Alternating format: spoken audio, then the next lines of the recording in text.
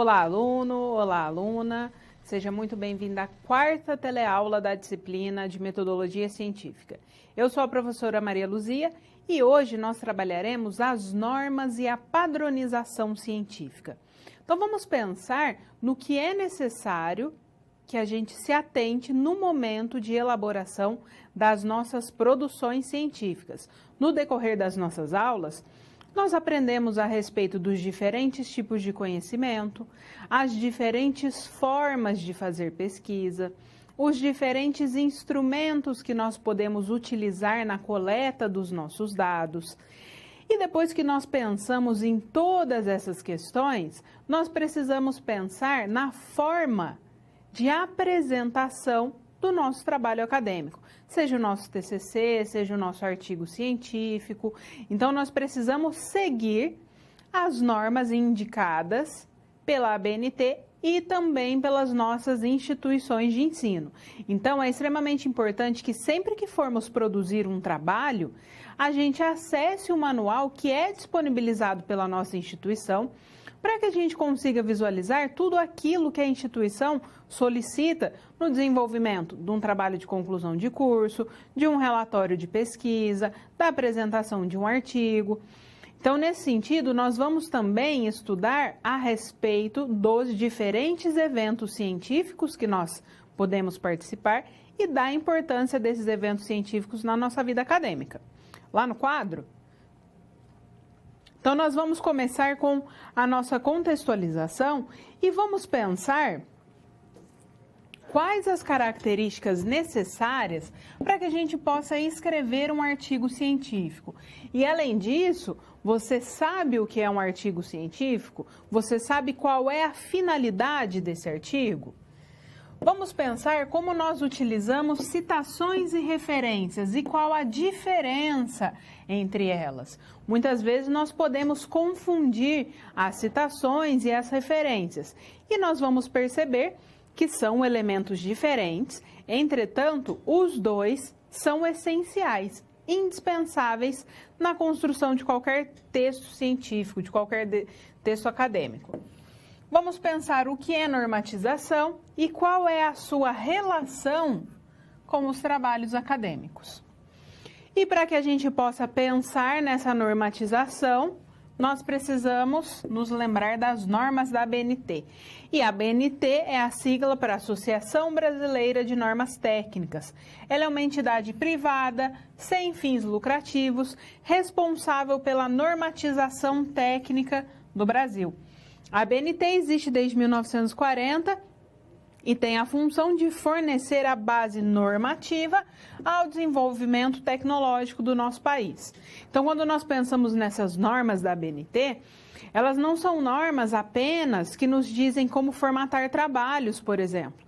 Elas são normas técnicas em diversos sentidos. Por exemplo, para que uma cadeira apresente a ergonomia correta, que a gente tenha o espaço correto do nosso joelho até o chão, que aquela cadeira tenha apoio na lombar, apoio de braço, tudo isso também vem da normatização da ABNT. Então, a ABNT ela é uma série de normas que influenciam em diversos setores, não somente ali na produção dos nossos trabalhos acadêmicos. Então, voltando ao quadro, nessa aula nós iremos aprender a correta elaboração de referências e de citações em um texto científico. Vamos conhecer a formatação de um artigo científico para a sua publicação. Vamos conhecer o que é um paper e a sua finalidade em eventos científicos e vamos aprender a elaborar adequadamente um relatório final de pesquisa.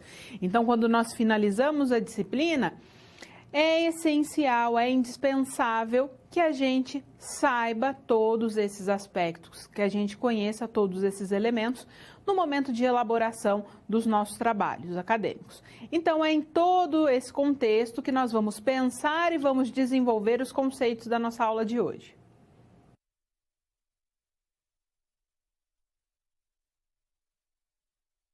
ABNT. A Associação Brasileira de Normas Técnicas é a entidade que diz como é que os nossos trabalhos devem ser apresentados, como é que eles devem ser formatados. A ABNT, ela não tem a função de limitar a nossa produção científica. Essa produção intelectual, ela é própria de cada autor. Pelo contrário, quando nós formatamos o nosso trabalho ali nas normas da ABNT, fica mais fácil a transmissão do conhecimento, a divulgação daqueles resultados, daquela pesquisa científica que nós elaboramos. Então, lá no quadro, quando nós pensamos nessas normas da ABNT, nós precisamos saber que elas não são normas públicas, porque a ABNT é uma entidade privada, e elas são normas facultativas. O que isso quer dizer? Que as instituições podem ou não adotar essas normas. Isso varia de instituição para instituição. Entretanto, essa norma ela é a mais utilizada nacionalmente pelas instituições de ensino, quando se pensa aí nessa elaboração desses trabalhos acadêmicos. Então, as instituições elas podem adotar essas normas em parte ou no todo. E por serem facultativas, essas instituições de ensino podem adotar aquelas normas que forem mais convenientes ou definir os padrões que considerem mais adequados à produção científica no âmbito da sua própria instituição. Quando nós pensamos, então, nessas normas, nós precisamos saber que as normas da ABNT, elas não são as únicas normas disponíveis. Existem diversas outras normas. A APA, por exemplo, é uma dessas. O que é a APA? É a Associação Americana de Psicologia. E, embora ela não possua uma norma específica para trabalhos acadêmicos, ela possui um conjunto de regras de normatização para a elaboração de artigos científicos. Então, o que isso quer dizer? Que eu não posso adotar como um padrão absoluto as normas da ABNT. Porque se eu vou enviar um trabalho para um evento científico, por exemplo, esse evento ele pode ter as suas normas próprias. E normalmente é o que acontece. Os eventos eles estabelecem as normas próprias de formatação, de apresentação do trabalho. Então, embora a ABNT seja a norma mais adotada em âmbito nacional, eu preciso sempre me atentar se eu estou enviando para uma revista, se eu estou enviando para um evento, para publicação em um jornal, quais são as normas estabelecidas e solicitadas para a apresentação, para a elaboração desse meu trabalho. Se eu for enviar um artigo, por exemplo, para uma revista na área de psicologia, é muito provável que essa revista adote as normas da APA e não as normas da ABNT. E aí eu preciso me atentar para algumas diferenças. Quando eu escrevo um trabalho nas normas da ABNT, por exemplo, a ABNT me diz que o espaçamento entre linhas deve ser de 1,5. A APA já me diz que o espaçamento entre linhas deve ser de 2. Então, eu preciso me atentar porque, por menores que sejam essas diferenças, elas são essenciais naquele momento de elaboração do meu trabalho acadêmico. E sempre que elaboramos um trabalho acadêmico, de qualquer cunho que seja, nós precisamos nos atentar para as citações e para as referências que nós vamos apresentar no decorrer desse trabalho. As citações e as referências, elas também são elementos essenciais na elaboração desse trabalho. Não é possível que eu realize um trabalho acadêmico sem citar e sem referenciar outros autores, porque aquela produção, sempre que eu realizo uma produção, eu precisei fazer o quê? Minha revisão bibliográfica, meu levantamento bibliográfico. Isso quer dizer que eu me embasei em diferentes autores para elaborar aquela minha produção. Então, a citação e as referências são elementos indispensáveis. Lá no quadro, quando nós pensamos nas citações, a norma que me diz como eu devo fazer uma citação é a norma 10.520 de 2002. E o que é uma citação?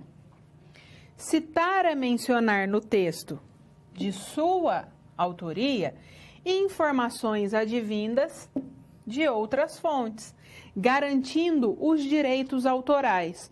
porém comunicando via texto escrito que essa ideia, que esse conceito ou o que seja, não são de sua elaboração, mas sim de outras pessoas ou outras entidades. Então, aqui eu fiz uma citação direta longa. Coloco o autor, da onde eu tirei, o ano de publicação e a página da onde eu retirei aquela fonte. Então, é preciso sempre citar a fonte quando eu elaboro as minhas citações. E por que é que as citações são elementos essenciais, elementos indispensáveis? Porque eu garanto a autoria de outra pessoa para aquela produção. Se eu não realizo a minha citação, eu estou realizando o quê? Um plágio, uma cópia. E realizar plágio no nosso país é crime. Existe ali a criminalização dessa prática de plágio. Então, sempre que eu escrevo, eu preciso citar a fonte, eu preciso dar crédito para aquele autor que eu tomei como base para realizar a minha escrita. E depois que eu faço as minhas citações no decorrer do meu texto, lá no meu corpo de referências, eu preciso também apresentar esses autores. E o que é que são essas referências? Então, lá no quadro, existe também uma norma específica para a elaboração dessas referências, e a norma que me diz como eu elaboro as referências é a norma 6023 de 2002. As referências são um conjunto padrão e completo de elementos que permitem identificar individualmente um determinado texto ou um determinado documento. Elas permitem ainda identificar as fontes citadas no texto, localizando pelo sobrenome do autor ou conforme ocorrer no texto. E cada tipo de documento possui um formato específico de referência. O que isso quer dizer? Que eu não vou elaborar todas as referências do mesmo jeito. Essa elaboração, esse tipo da referência, ele varia de acordo com o tipo de documento que nós estamos referenciando. Então, a referência de um livro é diferente da referência de um artigo científico, que é diferente da referência de uma lei. Então, eu preciso saber qual é o tipo de documento que eu estou referenciando para que a minha referência fique elaborada de forma correta.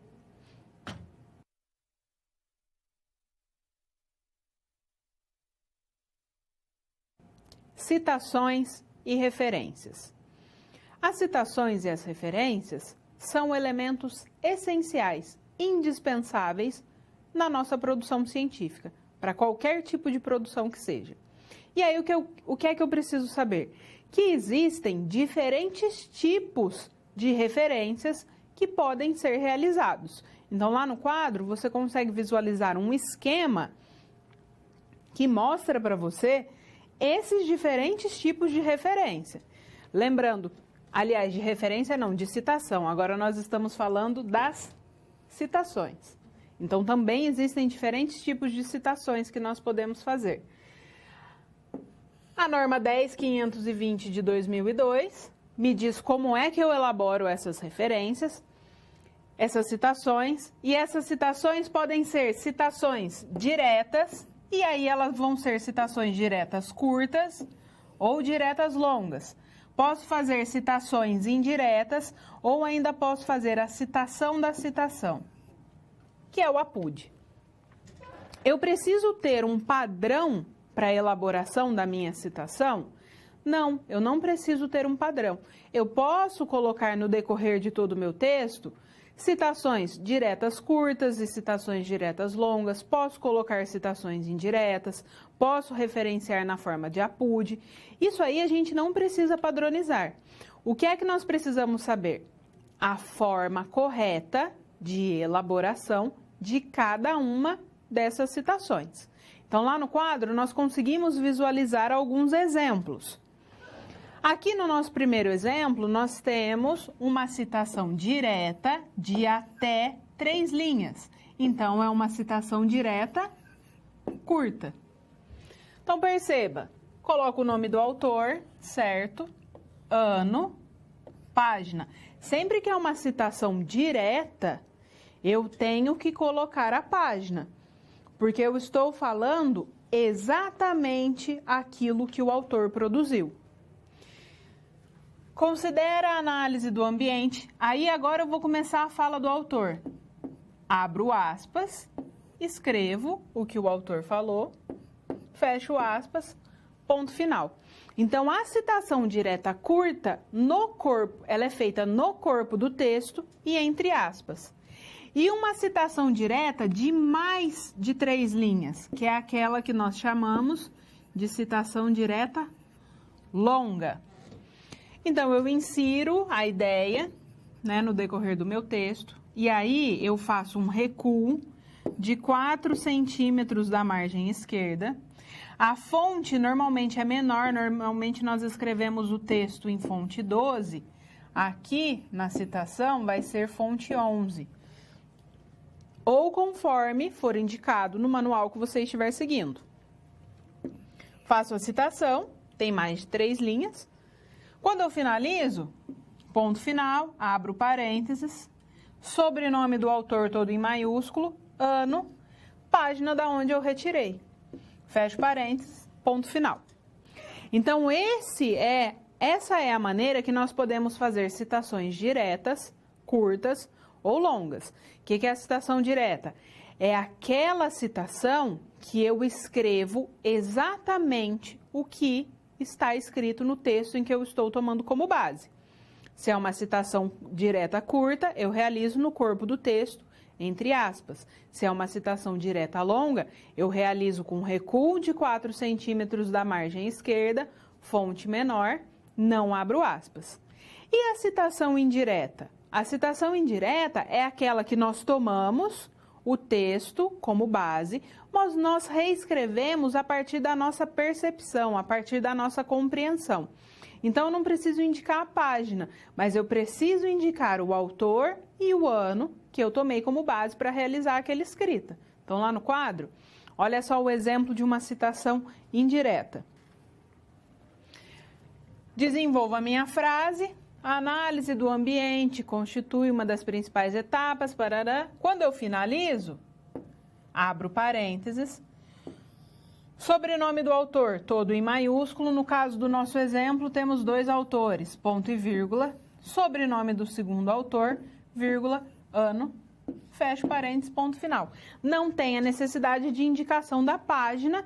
Por quê? Porque não é uma citação direta, é uma citação indireta.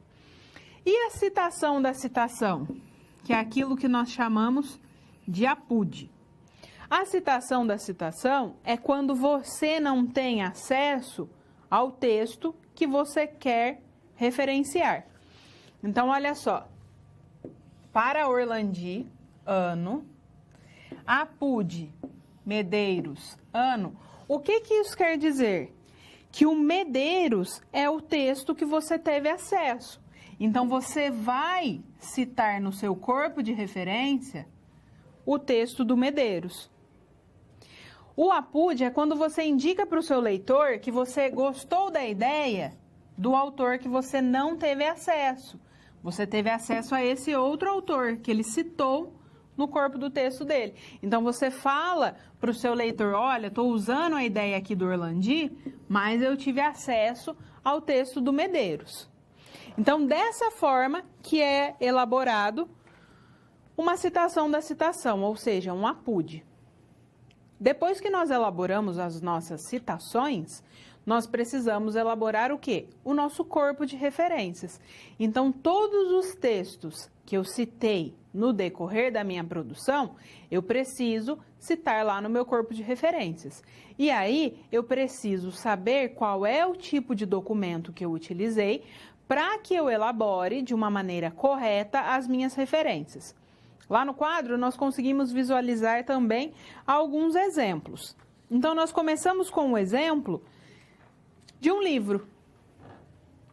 Então, olha só, apresento o último sobrenome do autor, todo em maiúsculo, vírgula, nome do autor. Título da obra destacado, ou em negrita ou em itálico. Ponto final, cidade, editora, ano. Aqui eu coloquei a quantidade de páginas, mas a quantidade de páginas não é um elemento obrigatório da citação, da referência, é um elemento opcional. Vamos ver o nosso segundo exemplo. Aqui nós temos o exemplo de um artigo científico. Último sobrenome da autora, em maiúsculo. Aqui eu abreviei o nome dela, né, que é Ilma Passos Alencastro. E aí, aqui eu preciso seguir um padrão. Ou eu coloco o nome de todos os autores completamente por escrito, ou eu abrevio. Esse eu preciso seguir um padrão. Aí eu coloco o título do artigo. Perceba que não é o título do artigo que vai destacado. O que vai destacado? O nome da revista em que esse artigo foi publicado. Vírgula, local de publicação, volume da publicação, número, página inicial do artigo, página final do artigo. Período de publicação, ano de publicação, ponto final. Então, esses são os elementos da referência de um artigo científico. E se eu vou fazer a referência de uma lei? Então, da Lei de Diretrizes e Bases. Qual é o órgão responsável? Brasil. Vai tudo em maiúsculo. Presidência da República. Coloco destacado o quê? O título da lei. Então, olha lá. Lei de Diretrizes e Bases da Educação Nacional. Local, data. E aí, eu posso incluir a informação disponível em, que eu coloco o link para que o meu leitor consiga acessar. Só que eu tenho que mostrar quando eu acessei. Então, acesso em 12 de julho de 2019. O mês, ele sempre vai abreviado. E aí, também existe uma regra para que esse mês seja abreviado. Então, perceba que são diversos elementos e muitas vezes pode ser que a gente olhe e fale assim, nossa, mas é muito difícil. À medida que nós elaboramos essas referências, fica mais fácil de que a gente se lembre a ordem dos elementos, como é que essas referências devem ser apresentadas. Então, sempre que eu for colocar uma citação no corpo do meu texto ou elaborar uma referência, é bom que eu acesse a norma, né, o manual de normatização da minha instituição de ensino, para que eu elabore esses elementos corretamente.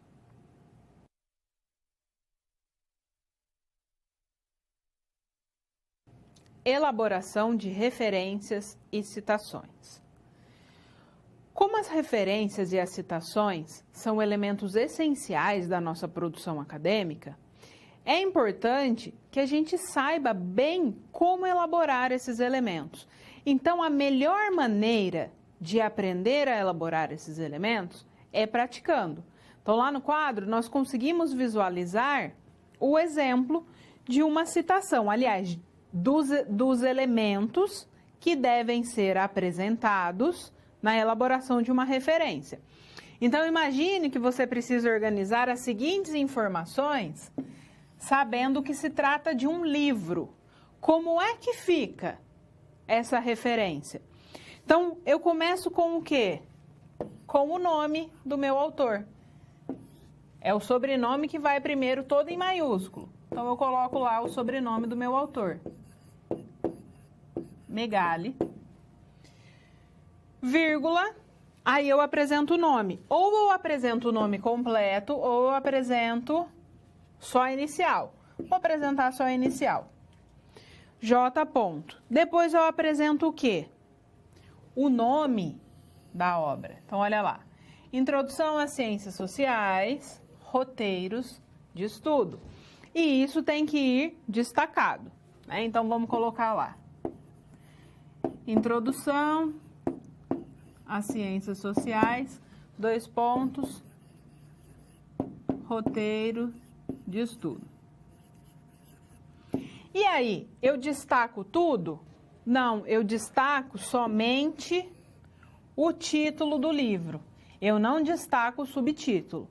Então, perceba o seguinte, aqui no exemplo que nós estamos trabalhando, eu não consigo colocar destacado para você, não consigo deixar nem em negrito, nem em itálico. Então, eu estou colocando ali dentro da caixa para você ver o elemento que tem que ir destacado. Só que isso também precisa ser padronizado no momento de elaboração da sua referência.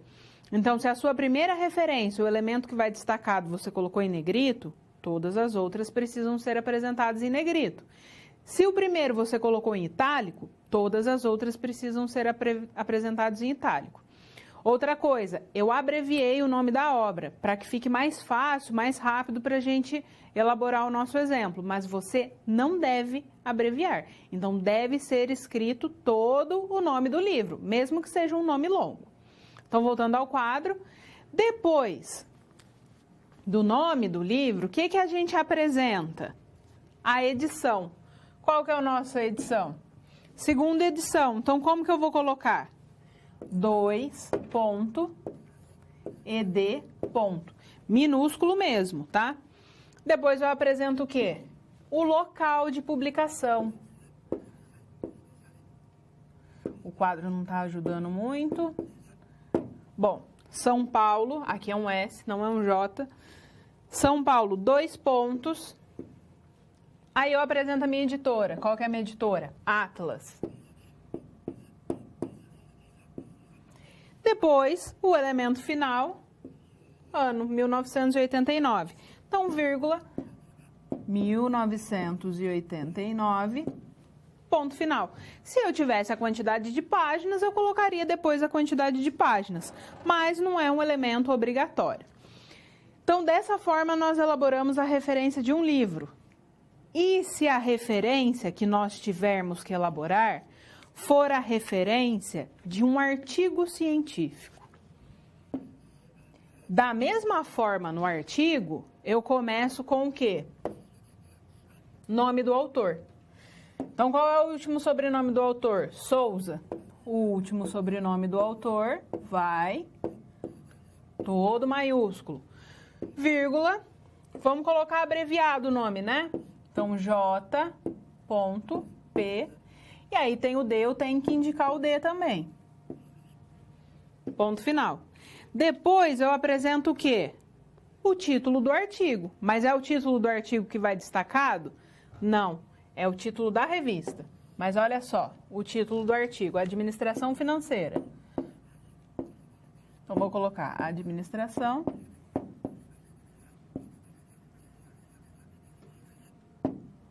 Terminei, ponto final. Agora vem o nome da revista. Qual que é o nome da revista?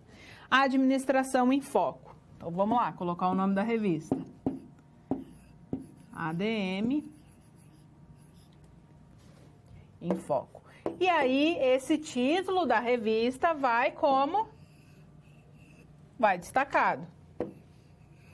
Depois do título da minha revista, qual que é o elemento que eu apresento? Vírgula, local. Qual que é o nosso local? Rio de Janeiro. Então, vou colocar.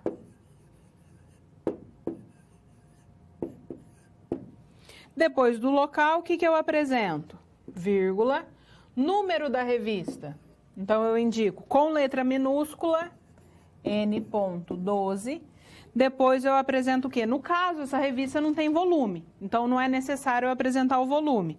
Eu vou apresentar as páginas iniciais e finais desse livro. Aliás, desse artigo. Então, P.131-148. Depois eu coloco período de publicação ou mês, porque as revistas têm esses diferentes períodos. Novembro de 1998. Então, vou colocar minúsculo mesmo. As iniciais, 1998. Ponto final. A abreviação dos meses também vem indicado na norma. Mas, normalmente, nós apresentamos as 3 primeiras letras dos meses. Se não me engano, somente o mês de maio que nós apresentamos o nome inteiro do mês. Então, dessa forma que nós elaboramos a referência de um artigo científico. Agora, vamos pensar em uma citação direta. Então, observa lá essa citação. É uma citação direta longa. Então, você tem lá, para Chiavenato, ano, página. O recrutamento externo apresenta as seguintes vantagens. 2 pontos, abriu aspas, não tem espaçamento, fechou com aspas, não tem autor. Então, está toda fora da norma essa citação direta. Como que ficaria? É uma citação direta longa. Então, é uma citação de mais de 3 linhas. Estou falando a ideia do Chiavenato. No corpo do texto, eu apresento somente o ano. Então, o recrutamento externo apresenta as seguintes vantagens. Aí, como é uma citação direta longa, o que eu faço? Recuo de 4 centímetros da margem, não apresento aspas. Quando eu finalizo, coloco ponto final, abro parênteses, sobrenome do autor, todo em maiúsculo, vírgula, ano, página da publicação. Então, essa é a maneira correta de elaboração de uma citação direta longa. Eu preciso saber exatamente os elementos que devem ser apresentados para que eu elabore as minhas citações e as minhas referências de forma correta. Lembrando que para a elaboração de um trabalho acadêmico dentro da minha instituição de ensino, eu preciso acessar o manual indicado pela minha instituição para que o meu trabalho fique adequado às normas solicitadas pela instituição.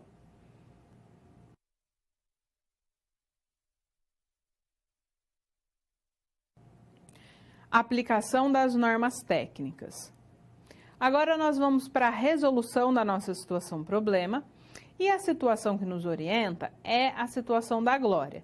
Ela é uma aluna de um curso de uma instituição de ensino superior e a Glória, ela está concorrendo a uma bolsa de estudos no exterior. Então, ela vai tentar fazer um pedaço, uma parte da graduação dela em uma instituição do exterior. Mas para que ela consiga essa bolsa, o que ela precisa fazer? Existe ali uma série de pré-requisitos que a instituição elenca como requisitos indispensáveis que o aluno que pleiteia essa bolsa, que pleiteia essa vaga, apresente. Então, a Glória ela precisa se atentar para esses elementos do seu currículo. Lá no quadro,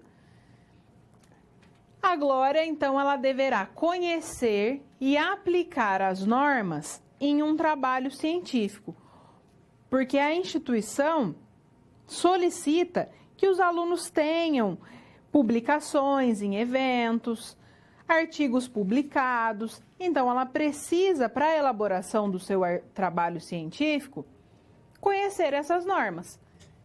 Então, para isso, ela vai ter que responder como aplicar adequadamente as normas de apresentação de trabalhos acadêmicos, principalmente as normas de citações e as normas de referências. Todos os trabalhos precisam dessas normas? O que caracteriza uma citação e como buscar todas as informações que compõem uma indicação de referência?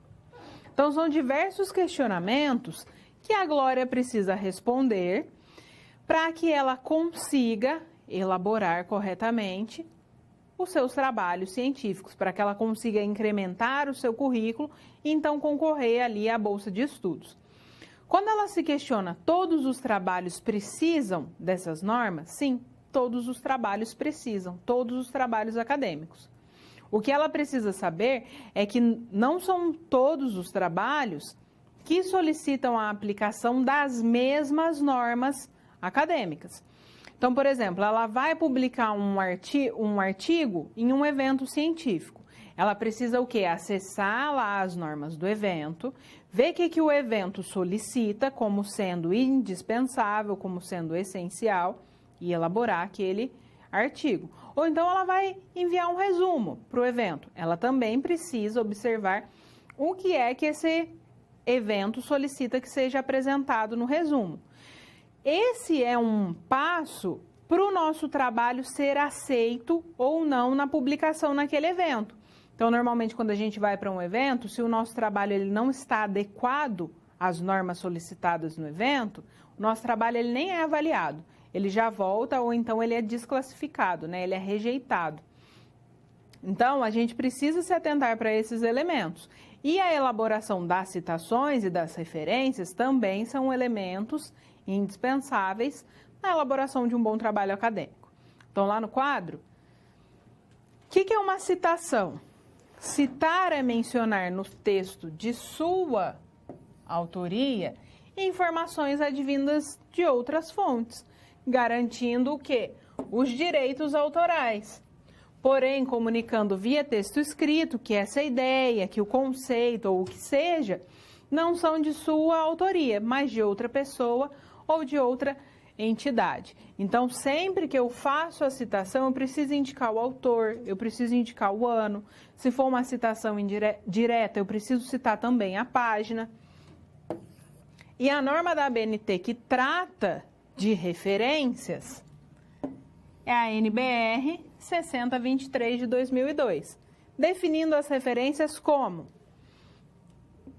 um conjunto padronizado de elementos descritivos, retirados de um documento, que permite a sua identificação individual. Perceba que aqui eu fiz uma citação direta curta para definir o que é referência.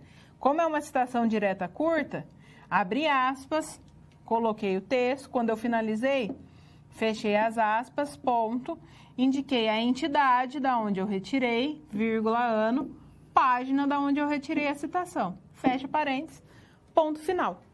Então, a gente precisa tomar cuidado e se atentar para esses elementos. E para que a Glória ela consiga elaborar os seus trabalhos acadêmicos, ela precisa aplicar adequadamente essas normas de citação e de referência na elaboração do seu texto científico. Então, ela precisa seguir a normativização definida pela instituição. Então, se ela está enviando para um evento, se ela vai publicar na própria universidade, em conformidade com as normas da ABNT. Ela precisa utilizar citações e referências de diferentes autores para construir o seu texto. Então, ela deve usar vários autores, diferentes autores. E ela deve definir um padrão para as referências que serão utilizadas. E o que é esse padrão? É um padrão na forma como essas referências serão apresentadas. Se eu vou colocar ali os elementos destacados todo em negrito ou todos em itálico, se eu vou apresentar o nome dos autores, todos os nomes, ou então se eu vou apresentar o nome resumido, isso precisa ser padronizado. Mas não quer dizer que eu tenho que usar só livro na minha referência, ou que eu tenho que usar somente artigo científico. Eu posso e devo buscar diferentes fontes e diferentes autores para a construção da minha produção acadêmica.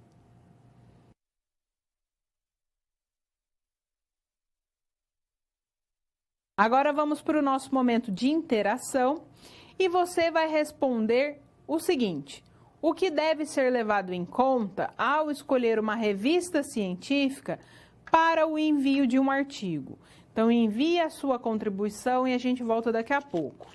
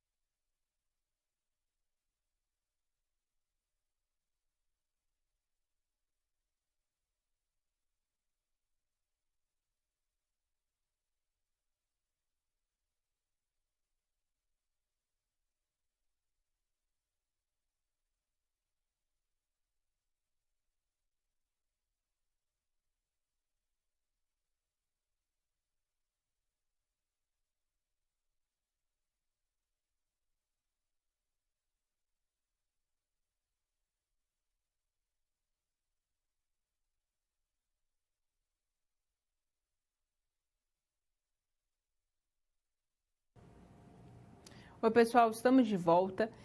Então, o que tem que ser levado em conta quando eu seleciono uma revista para o envio de um artigo científico?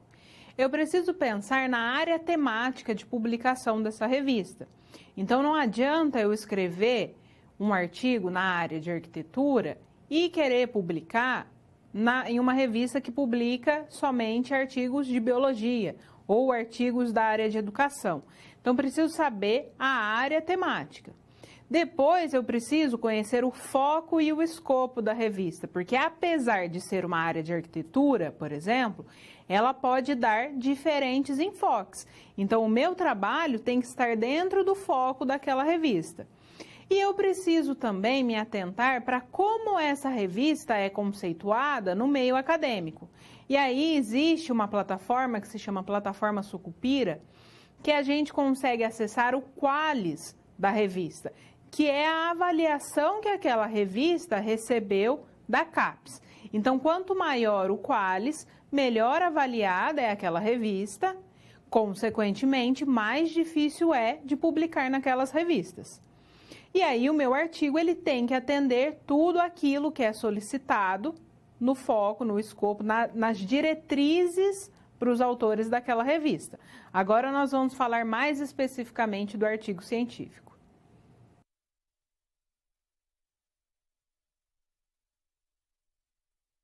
Artigo científico. O que é a elaboração de um artigo e qual a finalidade desse artigo? O artigo é aquele momento que eu consigo publicar, tornar público o resultado de uma pesquisa que eu desenvolvi.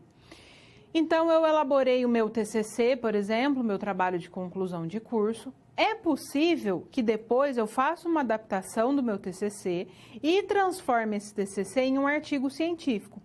Então, o artigo, ele tem todas as características de um trabalho acadêmico, ele apresenta introdução, apresenta referencial teórico, metodologia, e ali todos os itens que são solicitados na metodologia, apresenta discussão, resultados, conclusão. Então, ele é um trabalho completo, mas em um formato reduzido. Isso também varia do que a revista solicita na elaboração do artigo. Tem revistas que colocam lá nas normas, né? O artigo não deve exceder 20 páginas, ou então colocam em quantidade de caracteres. O artigo deve apresentar entre 35.000 e 40.000 caracteres, considerando os espaços. Isso varia também da revista. Então, lá no quadro, o que é o artigo científico? O artigo, ele é o estudo científico completo, que permite ao leitor o conhecimento do teor da pesquisa, uma vez que ele descreve a metodologia utilizada e também os resultados obtidos.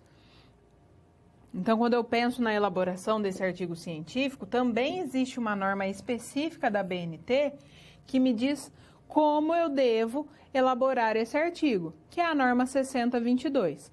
Isso, se a revista, o evento, solicitarem a norma da BNT para elaboração. Mas as revistas, elas podem apresentar uma norma própria. Então, eu preciso me atentar para o que é solicitado naquela revista, para o que a própria revista solicita. E os artigos, eles podem ser de dois tipos. Pode ser um artigo original e pode ser um artigo de revisão. O artigo original é aquele que apresenta uma abordagem, um tema original, inédito, por exemplo, da sua pesquisa. E o de revisão é aquele que eu faço uma revisão bibliográfica, que eu busco, então, nas produções que já estão disponíveis e eu revisito aquele tema e dou um olhar, um enfoque diferente para aquele tema. Então, o artigo científico, normalmente, ele depende do projeto de pesquisa. Por quê? Porque eu desenvolvi uma pesquisa e a publicação do artigo é um momento de socialização dos meus resultados. É o momento que eu vou tornar público os meus resultados. Para a elaboração do projeto, eu aplico o método científico. Então, eu me atento para todos aqueles elementos que dão aquele caráter de cientificidade para o meu estudo científico. E na formatação do artigo, ele não possui capa ou folha de rosto, com exceção de quando ele é apresentado em disciplinas. Então, vamos supor que você está finalizando uma disciplina e o professor da sua disciplina solicitou como trabalho final a elaboração de um artigo científico. Aí, nesse caso, você apresenta capa e folha de rosto. Mas para um artigo que você envia para uma revista, por exemplo, ele não tem capa nem folha de rosto, porque a capa e a folha de rosto são da revista. O seu artigo ele é uma parte integrante daquela revista. E aí, quando eu penso na elaboração do meu artigo, também existem os elementos que devem ser apresentados obrigatoriamente no desenvolvimento do meu artigo. E aí, isso também eu preciso me atentar para o que a revista pede. Então, eu selecionei lá a revista que eu vou enviar, por exemplo, Revista Brasileira de Educação. Eu preciso verificar o que a revista pede. Ela me pede resumo, com até 2.000 palavras, e eu tenho que apresentar o resumo em inglês e em espanhol. Ou então, ele me pede somente a elaboração em inglês. Então, eu preciso me atentar para todos esses elementos. Mas, de acordo com as normas da ABNT, o artigo ele tem ali uma formatação específica. Então, lá no quadro, ele também tem ali os seus elementos pré-textuais, pós-textuais e textuais. Quais são esses elementos pré-textuais? Título. E aí, o título ele já tem que dar para o meu leitor uma ideia do que trata o meu trabalho. Nome do autor ou dos autores, é possível que o artigo ele seja escrito com vários autores. Resumo na língua do texto. E aí eu preciso me lembrar de todas aquelas características do resumo. Tem que ser um resumo coerente, um resumo conciso, um resumo objetivo. E eu apresento as palavras-chave na língua do texto, que são aquelas palavras essenciais para que o meu texto seja identificado. Depois eu apresento meus elementos textuais. Então, eu apresento introdução, começo a falar do meu tema, contextualizo o meu tema. Desenvolvimento, então aqui eu coloco o meu levantamento bibliográfico, eu coloco os autores que vão dar o meu embasamento teórico. Apresento a minha metodologia. Então, como é que eu desenvolvi essa pesquisa? Coloco todos os passos aqui. Resultados e discussão. Então, apresento os resultados e discuto de uma maneira crítica e reflexiva aqueles resultados. E apresento a minha conclusão. Então, a que ponto eu cheguei com esse trabalho? Depois, eu finalizo com os meus elementos pós-textuais. E aí, nos elementos pós-textuais, eu apresento título, subtítulo, se for o caso, na língua estrangeira. Resumo e palavras-chave na língua estrangeira. Notas explicativas, apêndice e anexos, eu vou apresentar somente se eu considerar necessário, são elementos opcionais. E as referências são elementos obrigatórios. Quando eu faço trabalhos com coleta de dados, então, quando se coleta dados para pesquisa, é preciso explicar ao leitor como isso foi feito. Tem que ficar muito bem explicado para o meu leitor. Esses dados coletados, eles podem ser apresentados em forma de texto, de tabela ou de gráficos. E aí, isso vai depender daquilo que você considerar mais adequado para que o seu artigo fique bem explicado, para que o seu leitor consiga compreender bem todo o caminho que você trilhou, que você traçou no desenvolvimento do seu trabalho.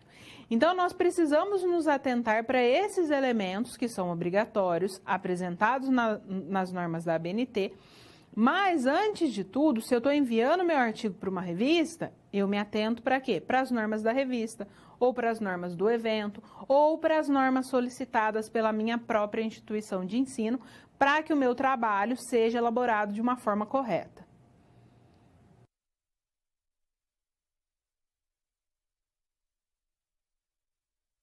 Eventos científicos. A participação em eventos científicos é extremamente importante no desenvolvimento de toda a nossa vida acadêmica. Então, é um momento que nós conseguimos publicar as nossas produções, seja por meio de um artigo, de um resumo ou de um resumo expandido. É um momento que eu consigo ter acesso a outras publicações. Então, eu consigo perceber o que é que está sendo produzido pelas outras pessoas. É um momento, então, de socialização, que eu consigo conviver com outros pesquisadores, ter uma outra ideia a respeito daquele tema que eu estou trabalhando. Então, a participação em eventos científicos é extremamente importante, é também indispensável na nossa vida acadêmica. Então, lá no quadro, quando nós falamos nesses eventos científicos, o evento é o momento que eu consigo divulgar e compartilhar descobertas, estudos e também diferentes conhecimentos. Então, por isso que participar de um evento científico é muito importante para esse desenvolvimento da nossa vida acadêmica. É um espaço que nós podemos apresentar os nossos estudos, que nós podemos debater aquele tema. Então, nós conseguimos o quê? Ter a visão de outros pesquisadores a respeito daquele tema que nós também trabalhamos. E aí, quando nós participamos desses eventos científicos, normalmente o nosso trabalho ele é publicado nos anais daquele evento. Seja um congresso, seja um encontro, uma jornada. Então, sempre que nós participamos desses eventos, nós pensamos no quê? Na publicação das nossas produções. Então, esses anais, eles são uma coletânea dos trabalhos que foram apresentados naquele evento. É uma publicação que é reconhecida e registrada e ela recebe um número de registro, validando e dando credibilidade. Então, eu consigo comprovar a minha participação naquele evento. E aí existem diferentes tipos de publicação e também de apresentação de trabalhos. Uma delas é a comunicação científica. A comunicação científica, ela é um espaço para quê? Para a exposição dos resultados de um estudo.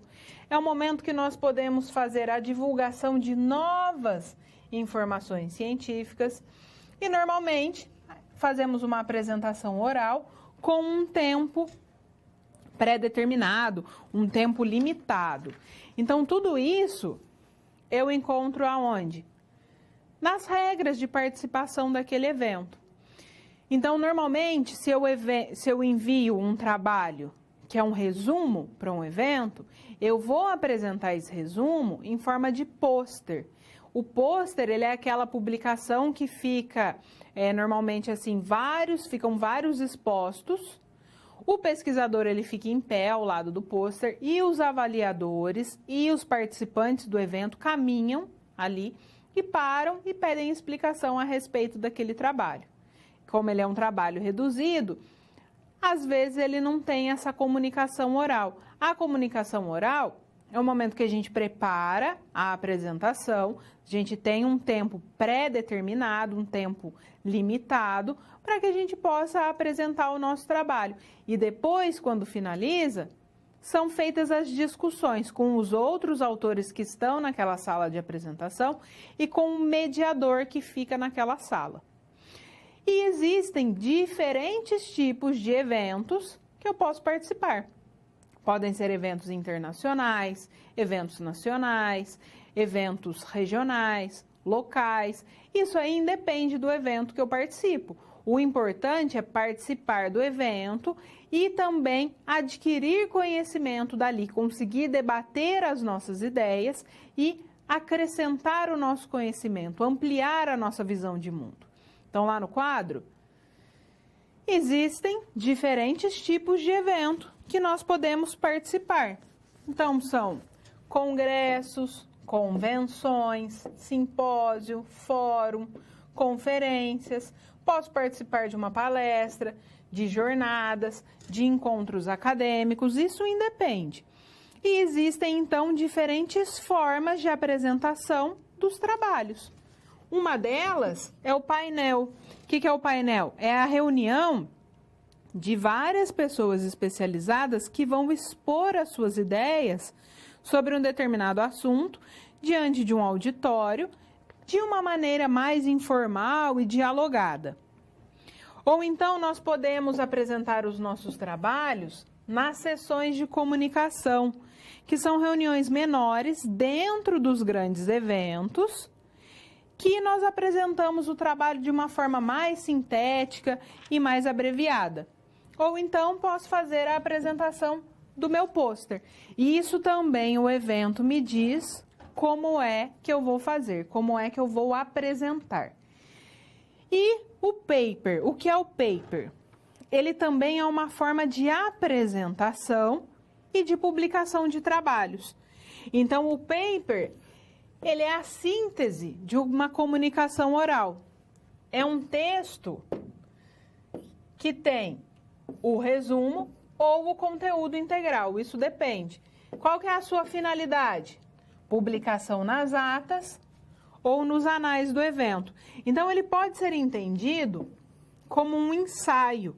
Ele tem o objetivo de estimular o aprofundamento em um determinado assunto. E muitas vezes ele é utilizado para consolidar os conteúdos trabalhados em uma determinada disciplina, por exemplo. Então, é o momento em que é possível fazer a exposição das ideias do autor, deve ser seguido a metodologia científica e no paper apresenta-se a proposição de um problema e a sua solução. Então, perceba que a participação nesses eventos científicos, nesses eventos acadêmicos, é extremamente importante, porque ela acrescenta, ela amplia a nossa visão sobre aquele tema que nós trabalhamos. Então, é possível que a gente faça contato com outros pesquisadores e isso pode até influenciar na nossa futura vida profissional. Então, a participação nesses eventos científicos é muito importante na nossa vida acadêmica.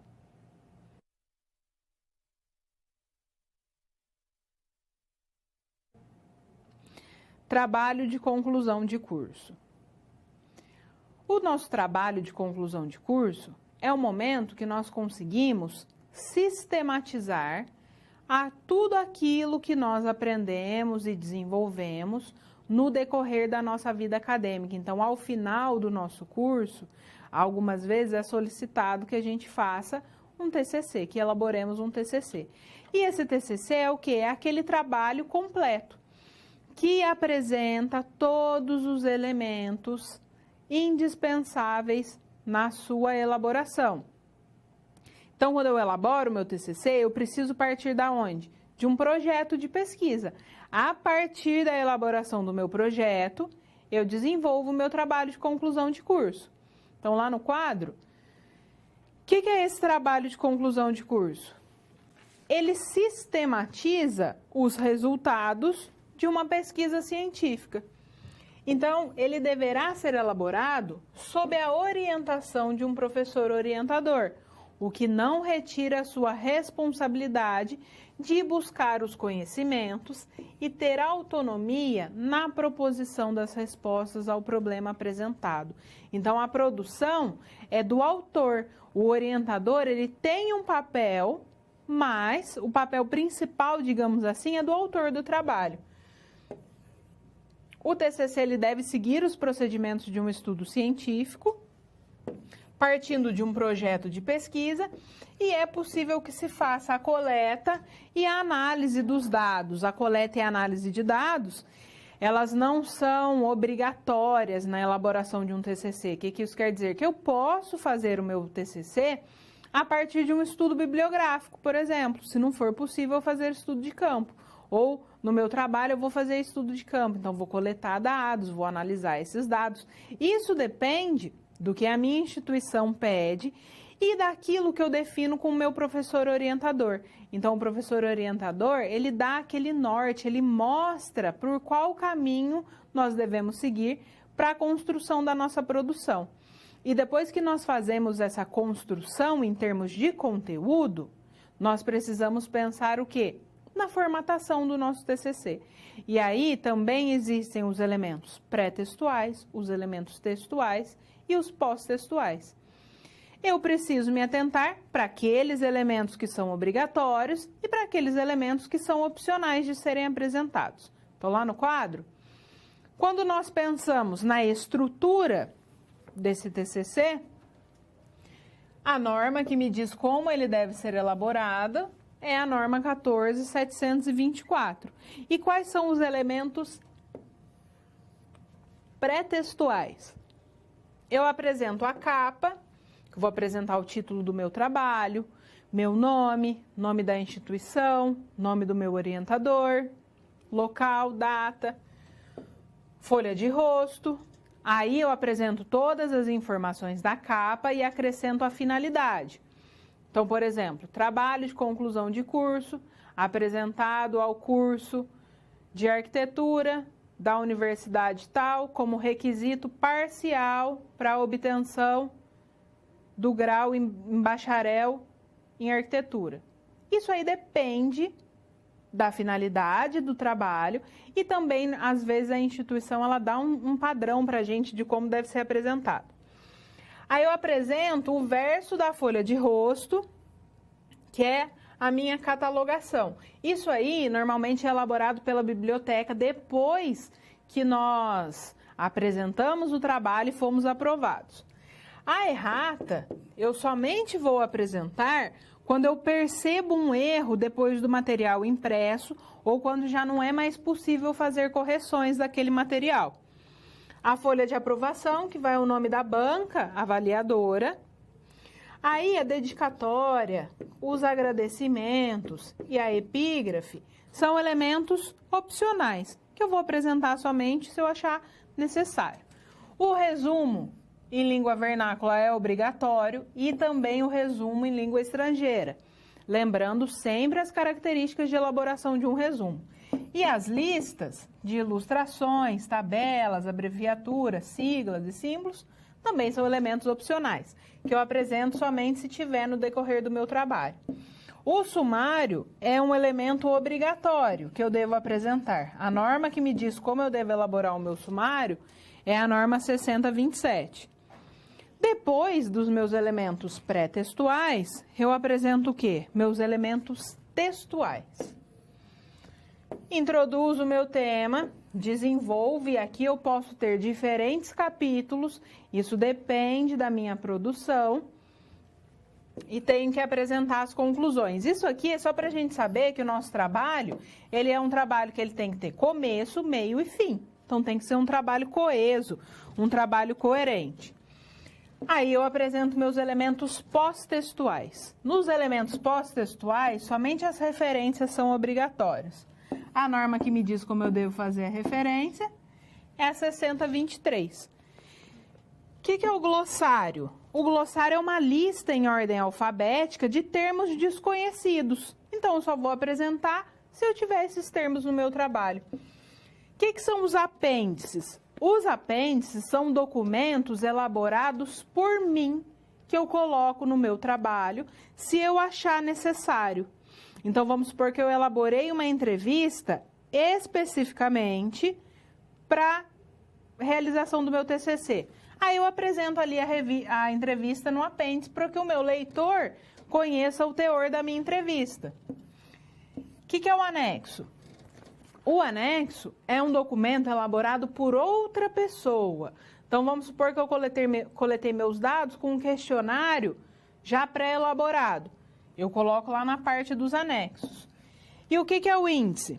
O índice é uma lista organizada que segue uma determinada lógica ou ordem, que contém nomes, assuntos que estão contidos lá na nossa publicação. Todos esses elementos, eles são elementos opcionais, que eu vou apresentar somente se eu achar que é necessário, que vai ajudar no entendimento, na compreensão do meu trabalho de conclusão de curso. Então, essa é a estrutura que nós devemos apresentar na elaboração de um TCC.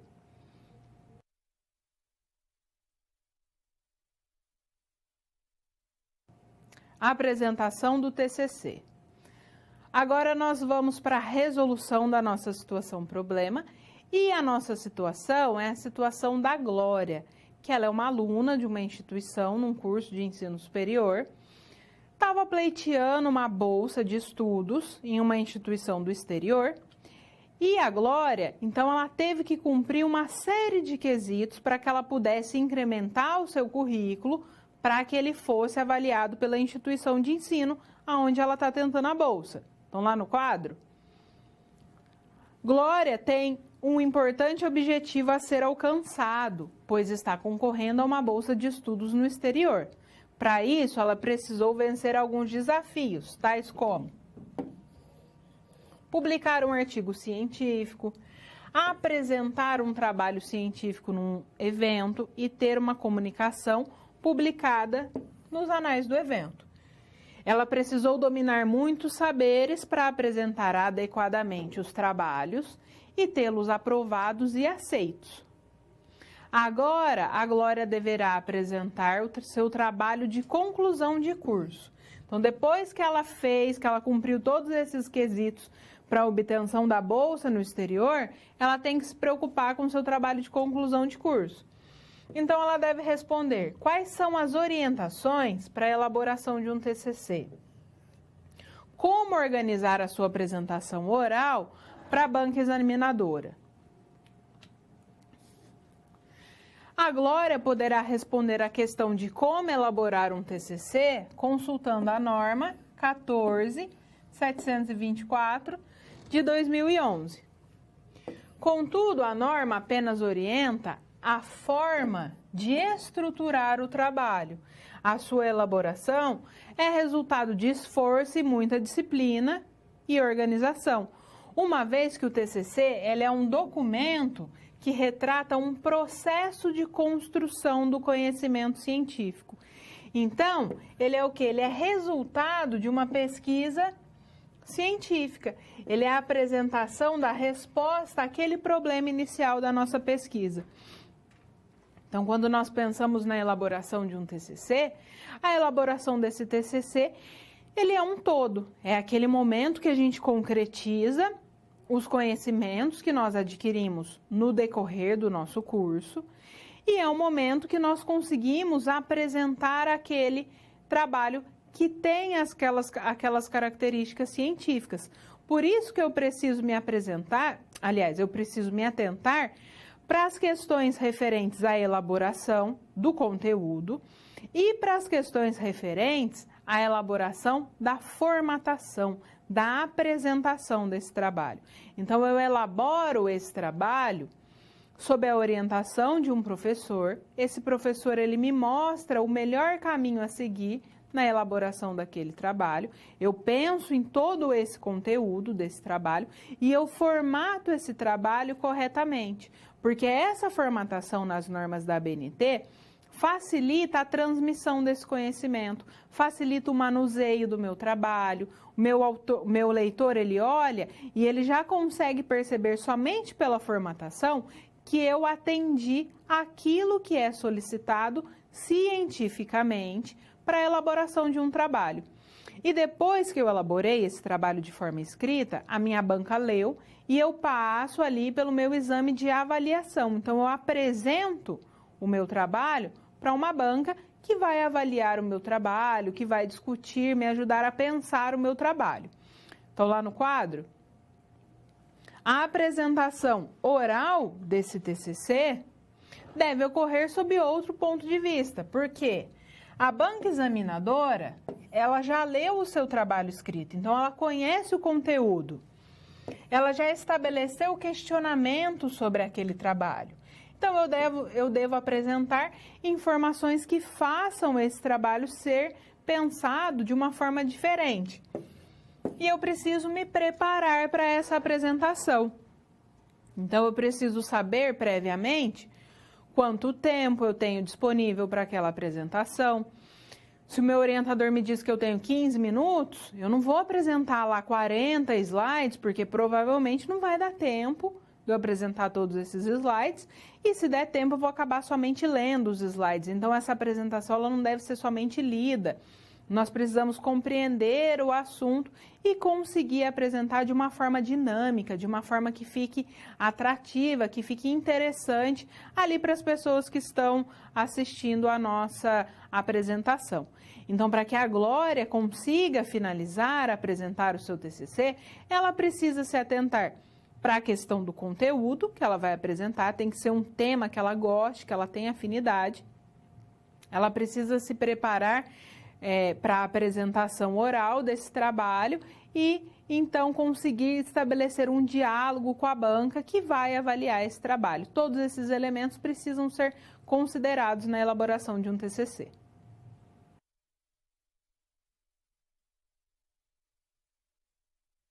Agora nós vamos para o nosso momento de interação e nós vamos realizar o nosso Kahoot. Então, nós temos aqui já 2 integrantes. Você vai acessar www.kahoot.it, vai entrar aí com o Game PIN 6990432. Depois você apresenta o seu nickname. Então, você coloca o seu nome para que eu consiga identificar você no momento aqui da nossa atividade. Vou dar um tempinho aí para que o pessoal se conecte.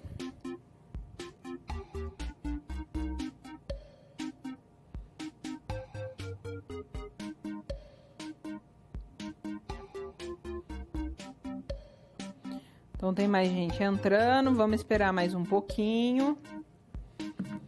Vamos esperar para ver se a gente tem mais participantes.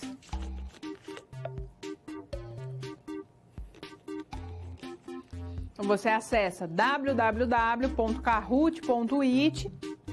Olha só, lá em cima tem o endereço para você acessar no seu buscador. Ou caso você tenha o app, você abre o aplicativo, digita o Game PIN e digita seu nome. Nós vamos responder 4 perguntas. 2 perguntas da aula passada, 2 perguntas da aula de hoje. Então, 2 perguntas da aula 3 e 2 perguntas da aula 4. Lembrando que quanto mais rápido você assinala a resposta, maior a sua pontuação e maior a sua chance de aparecer aqui no nosso pódio.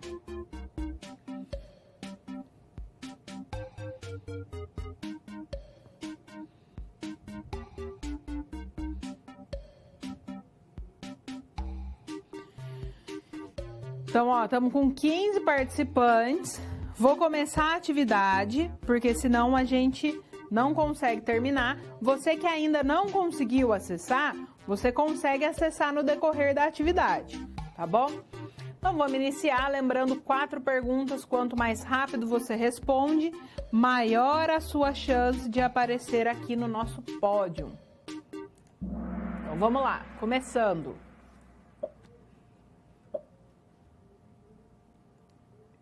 Esse método baseia suas análises nas ciências lógicas e matemáticas e nas ciências empíricas. 20 segundos para responder a pergunta. Olha só 4 pessoas responderam. Vamos lá. Acabando o nosso tempo. Só 5 pessoas conseguiram responder e só uma acertou. O método que baseia suas análises nas ciências lógicas e matemáticas e nas ciências empíricas é o positivismo lógico. O empirismo, quando a gente pensa assim no conhecimento empírico, é aquele conhecimento do senso comum, aquele conhecimento popular, né? E o materialismo histórico dialético, ele pauta suas análises no quê? Nas questões econômicas, faz uma crítica ao sistema capitalista. Então vamos lá ver o nosso pódio. O único que pontuou foi o Polo de Londrina. Então, ó, pessoal, mais agilidade para responder, que vocês só têm 20 segundos. E atenção, pergunta da aula 3, hein? O que é um modelo ou padrão que serve para orientar o desenvolvimento de uma análise ou reflexão? Não pode errar, que eu falei bastante disso na aula 3.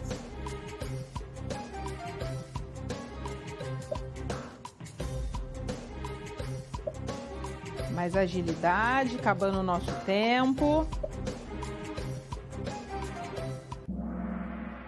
A maioria acertou, 3 pessoas acertaram, que é o paradigma, né?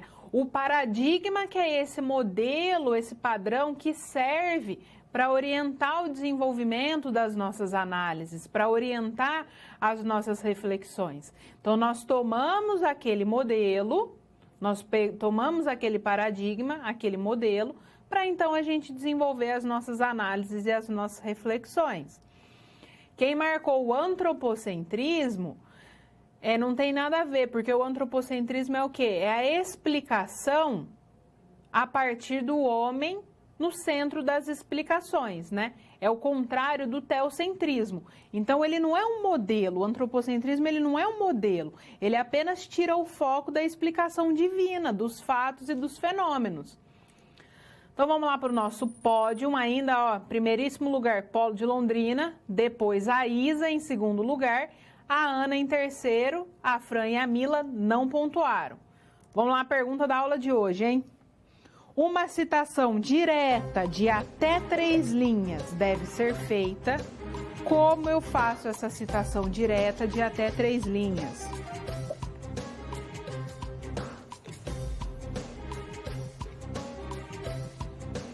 Tempo acabando. A maioria acertou. No corpo do texto, entre aspas duplas. Né? Quem marcou ali, ó, no corpo do texto sem aspas, aí é uma citação indireta. E quem marcou que não é possível fazer essa citação, marcou errado, porque é possível fazer uma citação direta de até 3 linhas. Então, olha lá. Polo de Londrina consolidado em primeiro lugar, a Ana em segundo, seguido pela Isa e o Rafael aparecendo aqui no nosso pódio. Vamos lá, última pergunta, vale o dobro de pontos.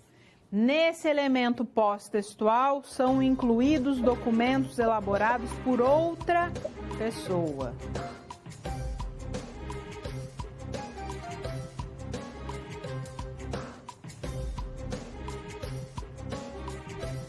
Tempo acabando, mas acabou o nosso tempo. A maioria acertou, é o anexo, mas teve muita gente que apresentou o apêndice. No apêndice eu incluo documentos elaborados por mim, não por outra pessoa. Então vamos lá ver o nosso pódio, como é que ficou. Terceiro lugar, o Polo de Londrina, olha só, liderou o tempo inteiro, caiu. Depois a Isa em segundo lugar. E em primeiro lugar, nós temos a Ana. Então, isso aí, pessoal, esse foi o nosso Kahoot, esse foi o nosso momento de interação, que é o momento que a gente também consegue retomar alguns conceitos e alguns conteúdos. Então, lá no quadro, a gente também consegue recapitular algumas questões. Nós precisamos pensar nas nossas citações, que são todos aqueles textos que eu uso na elaboração do meu trabalho. E para elaborar citações e referências, eu preciso me atentar para as normas da ABNT. As normas, elas me dão a forma de apresentação do meu trabalho acadêmico, mas o conteúdo é produção minha. Então, quando eu divulgo esse trabalho acadêmico em um evento, é extremamente importante, que é o momento que eu consigo socializar aquela produção, pensar em outros elementos, né? Então, eu preciso pensar em tudo que é solicitado nas comunicações, nos nossos trabalhos acadêmicos, e quando eu penso na apresentação do TCC, por exemplo, eu preciso pensar nessa apresentação sobre um outro viés, sobre um outro ponto de vista, porque a minha banca examinadora já leu o meu trabalho. Então, todos esses elementos são importantes para que a gente pense na construção da nossa vida acadêmica. Eu espero que a disciplina tenha auxiliado você a ampliar a sua visão de mundo, a ampliar o seu conhecimento. Foi um prazer trabalhar com você. Nós nos encontramos em uma próxima oportunidade. Um grande abraço e até mais.